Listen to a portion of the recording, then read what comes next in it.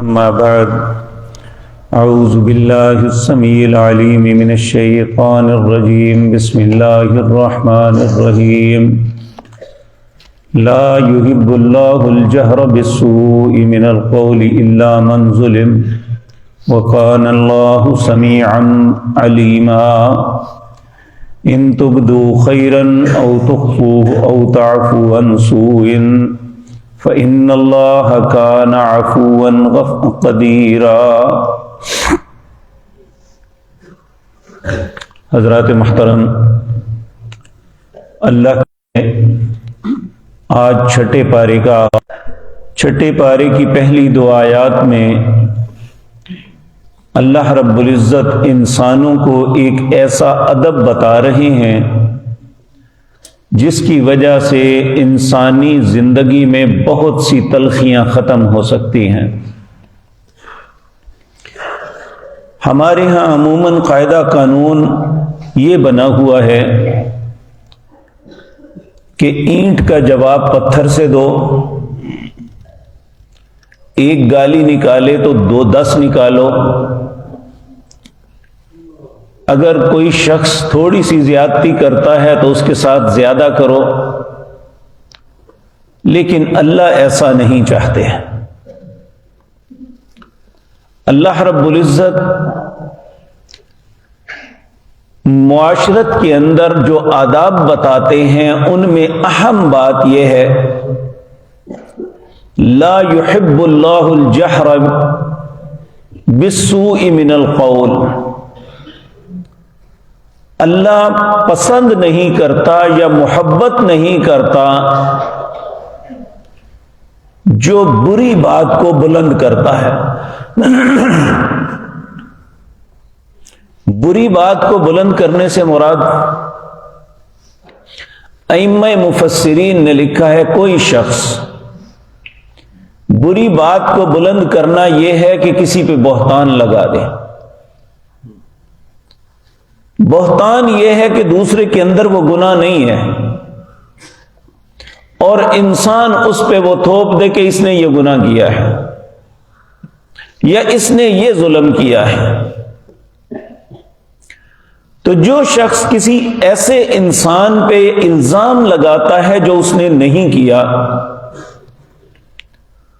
اللہ رب العزت ایسے انسان کے متعلق کہتے ہیں ان الذین یرمون المحصنات المؤمنات الغافلات المؤمنات لعنوا فی الدنیا والآخرہ۔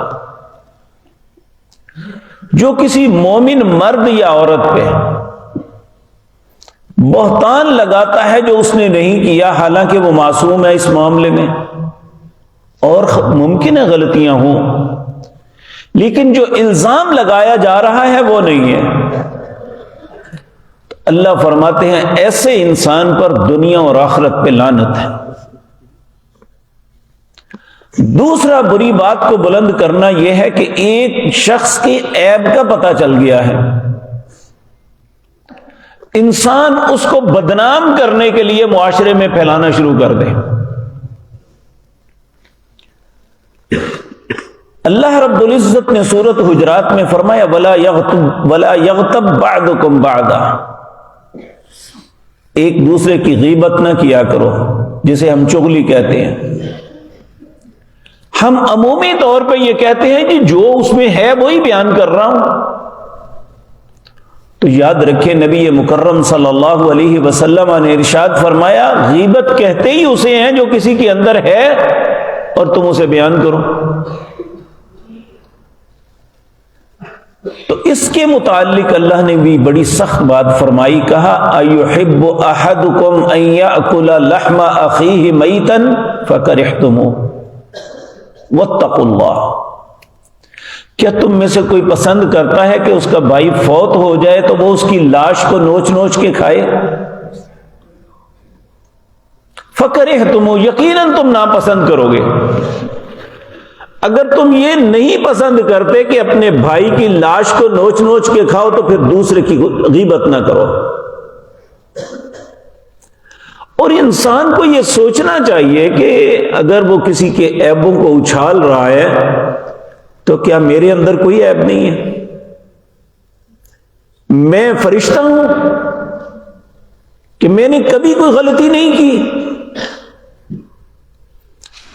اور اللہ رب العزت نے اپنے حبیب کریم صلی اللہ علیہ وسلم کی زبان مطہرہ سے بتایا، جو شخص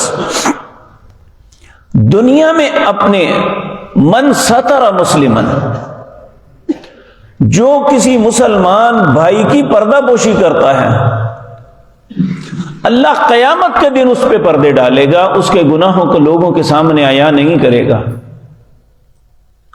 تو آج ہم نے یہ اس بات کو حق سمجھ لیا ہے کہ جس کی غلطی کا پتہ چلے پورے معاشرے میں پھیلاؤ۔ تو اللہ کہتے ہیں لا یحب اللہ الجہر بالسوء من القول۔ یاد رکھیں اپنی طرف سے ہم بڑے حق پرست بنتے ہیں، اللہ کہتے ہیں میں ایسے بندے سے محبت ہی نہیں کرتا۔ ہاں اتنی سی اجازت دی ہے الا من ظلم، اگر تم پہ کسی نے ظلم کیا ہے تو آپ اتنا جواب دے سکتے ہیں۔ وَلَا يَجْرِمَنَّكُمْ شَنَآنُ قَوْمٍ عَلَىٰ أَلَّا تَعْدِلُوا اعْدِلُوا هُوَ أَقْرَبُ لِلتَّقْوَىٰ، کسی قوم کی دشمنی کہیں تمہیں مجرم نہ بنا دے کہ تم حد سے زیادہ بڑھ جاؤ۔ مظلوم کا یہ مطلب نہیں ہے کہ وہ بدلے میں اگر وہ ایک تھوڑی سی غلطی ہوئی ہے تو اس سے زیادہ بڑی غلطی کرے، وہ اسے ہی مجرم مظلوم نہیں رہنے دے گی، پھر مجرم بنا دے گی۔ تو اللہ رب العزت فرماتے ہیں وَقَانَ اللَّهُ سَمِيعًا عَلِيمًا، اور اللہ سننے والا اور جاننے والا ہے۔ ہاں ایک بات ذہن میں رکھیں، اگر دوسرے کو بے عزت کرنے کے لیے نہیں، اگر اس کے شر سے بچانے کے لیے آپ کسی کو بتاتے ہیں کہ اس بندے سے بچ کے رہنا، یہ دھوکے باز ہے، تو یہ جائز ہے۔ یا کوئی شخص کسی کے ساتھ رشتہ ناتا کر رہے ہیں اور آپ کو اس کے متعلق علم ہے کہ یہ بندہ درست نہیں ہے، اس کی بیٹی یا اس کا بیٹا جو ہے مصیبت میں پھنس جائے گا، تو ایسے حالات میں اسے بتانا کہ یہ ایسا ہے تو یہ گناہ نہیں ہے۔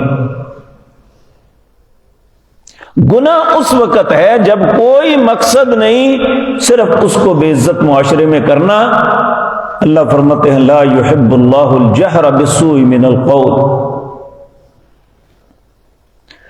یہاں یہ بھی ذہن میں رکھیں، بعض اوقات لڑائی ہوتی ہے، دونوں ایک دوسرے کو گالیاں نکال رہے ہیں، تو نبی کریم صلی اللہ علیہ وسلم نے فرمایا گناہ اس پہ ہے جس نے پہلے نکالی ہے، جس نے آغاز کیا ہے اس پہ گناہ ہے، دوسرا تو اس کا جواب، لیکن اس کو بھی کہا کہ حد سے نہ بڑھنا۔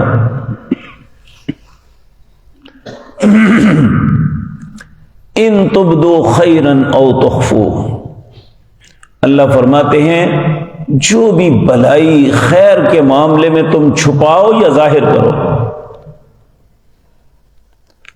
او تعفو عن سوء، یا کسی کی برائی کی معاف کر دو کہ میں نے نہیں بدلا لینا جاؤ، تو فإن اللہ کان عفوا قدیرا، بے شک اللہ رب العزت درگزر کرنے والا قدرت والا ہے، یا معاف کرنے والا قدرت والا ہے، کہ اگر ہم کسی کو معاف کر دیں گے، اس کی زیادتی پہ درگزر کر جائیں گے، جا میں نے معاف کیا، تو اللہ رب العزت ہمیں معاف فرمائیں گے۔ بلکہ بعض صلحاء نے کا یہ قول ہے، اگر تم چاہتے ہو کہ اللہ رب العزت تمہیں معاف کرے تو پھر لوگوں کو معاف کرو۔ ہم دوسرے کو تو معاف کرنے کے لیے تیار نہیں ہوتے، لیکن اپنے متعلق چاہتے ہیں کہ بس اللہ میری ساری غلطیوں کو معاف کر دے۔ جب تک ہم دوسرے کی معافی کے لیے اپنے دل کو نرم نہیں کریں گے، اللہ ہمیں نہیں معاف کرے گا۔ اور پھر یہ بھی بات ذہن میں رکھیں، آدمی اپنی طرف سے یہ سمجھتا ہے کہ میں ہی ٹھیک ہوں، میں ہی حق پہ ہوں، لیکن انسان اپنے متعلق یہ فیصلہ نہیں کر سکتا کہ میں ٹھیک ہوں یا غلط ہوں۔ کسی انسان کے متعلق دوسرا ہی بتا سکتا ہے کہ تو کیا کر رہا ہے، کیونکہ آدمی غلط سے غلط کام بھی کرے نا تو وہ اپنا حق سمجھ کے کر رہا ہوتا ہے. اس لیے اگر کسی وقت انسان کنفیوز ہو کہ ہر بندہ مجھے غلط کہہ رہا ہے، آخر میں کسی خیر خواہ سے پوچھ ہی لوں، شاید میں ہی غلط ہوں کہ ہر بندے کے گلے پڑ رہا ہوں میں. تو یہ 2 آیات جو چھٹے پارے کی پہلی 2 آیات ہیں ہمیں یہ بتاتی ہیں کہ انسان کو معاشرے کے اندر بڑے ہوش سے زندگی گزارنی چاہیے. دوسروں کو بھی اپنے ظلم سے بچاؤ اور خود بھی دوسروں کے ظلم سے بچو. نبی کریم صلی اللہ علیہ وسلم جب آپ گھر سے باہر نکلتے نا تو آپ 2 دعائیں کرتے ہیں. پہلی دعا تو اپنے آپ کو اللہ کے سپرد کرتے، بسم اللہ توکلت علی اللہ لا حول ولا قوت الا باللہ. اللہ کے نام سے شروع کرتا ہوں، میرا اسی کی ذات پہ بھروسہ ہے. نیکی اور برائی کو گھیرنے والی کوئی قوت نہیں اللہ کے علاوہ. پھر آپ فرماتے 4 چیزوں سے اللہ کی پناہ طلب کرتے. اللہم انی اعوذ بک ان اضل او اضل. اے اللہ میں اس بات سے تیری پناہ چاہتا ہوں کہ میں گمراہ کروں کسی کو یا کوئی مجھے گمراہ کرے. او اذل، پہلا غال کے ساتھ اب ذا کے ساتھ، او اذل او اضل، کہ میں پھسل جاؤں یا کسی کو پھسلا دوں. او اظلم او اظلم، میں کسی پہ ظلم کروں یا کوئی مجھ پہ ظلم کرے.